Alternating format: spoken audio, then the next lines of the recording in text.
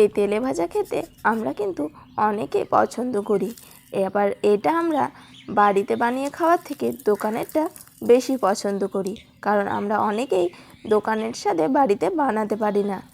আমি এই ভিডিওতে পুরো হুবহু দোকানের স্বাদে বানিয়েছি, ভিডিওটা দেখতে থাকুন। কড়াইয়ে দিয়ে দিয়েছি একটু পরিমাণে সরিষা তেল, তারপর 2টা লঙ্কা ভেজে নিয়ে তুলে নিয়েছি।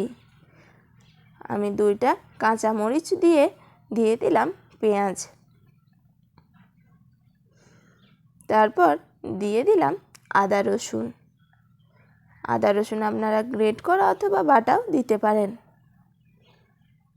আমি এখানে লঙ্কাটা গুঁড়ো করে নিয়েছিলাম। আদা রসুনটা ভালো করে ভেজে নিয়ে এর মধ্যে দিয়ে দিলাম সেদ্ধ করে রাখা আলু। আমি এখানে 2টা আলুর বানিয়েছি। তারপর দিয়ে দিলাম মেথি পাতা আর শুকনো মরিচ, যেটা আমি ভেজে গুঁড়া করে রেখেছিলাম সেইটা।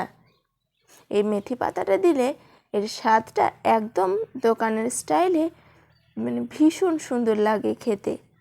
তারপর এর মধ্যে স্বাদ মতো লবণ ও ধনিয়ার গুঁড়া দিয়ে দিলাম। ব্যাটারটা তৈরি করার জন্য আমি নিয়ে নিয়েছি বেসন, স্বাদ মতো লবণ, দিয়ে দিলাম সামান্য পরিমাণে হলুদ ও মরিচ গুঁড়া। তারপর অল্প অল্প করে জল দিয়ে ব্যাটারটা আমি তৈরি করে নেব।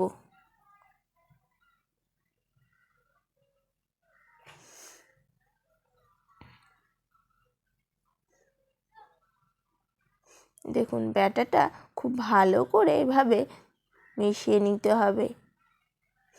আলুটা ঠান্ডা হয়ে গেলে এর মধ্যে আমি সামান্য পরিমাণে ধনিয়া পাতা কুচি দিয়ে দিলাম। তারপর এরকমভাবে আলুটা পুরটা আমরা নিয়ে বেসনের মধ্যে দিয়ে এভাবে ছেড়ে দেব। দেখুন কি সুন্দর ফুলকো ফুলকো আলুর চপ হয়ে যাচ্ছে, এত সুন্দর গন্ধ বেরোচ্ছে, আর এটা খেতে একদম দোকানের মতো।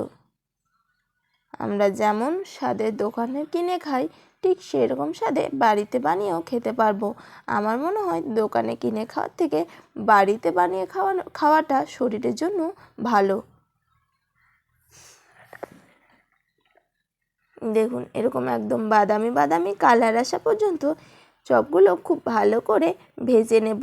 আর আমাদের ইফতারিতে চপ ছাড়া তো চলে না। আমরা কম বেশি অনেকেই এই চপটা কিন্তু ইফতারির সাথে থাকেই। আমার তো নাস্তায় কিছু থাক বা না থাক, এই আলুর চপটা চাই, কারণ এই আলুর চপ ছাড়া মুড়ি খেতে কিন্তু একদম ভালো লাগে না। তাই আপনাদের জন্য আজ আমি বানিয়ে নিলাম আলুর চপ রেসিপিটি। ভালো লাগলে অবশ্যই একটা লাইক দিবেন, আর আমার চ্যানেলে নতুন বন্ধু হয়ে থাকলে অবশ্যই চ্যানেলটিকে সাবস্ক্রাইব করে পাশে থাকা বেল আইকনটি ক্লিক করে দিবেন।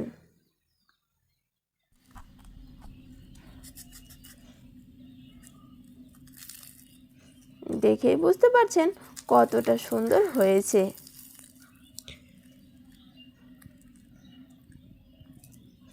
ভিডিওটি আমি এখানেই শেষ করলাম। ভালো থাকবেন ও সুস্থ থাকবেন।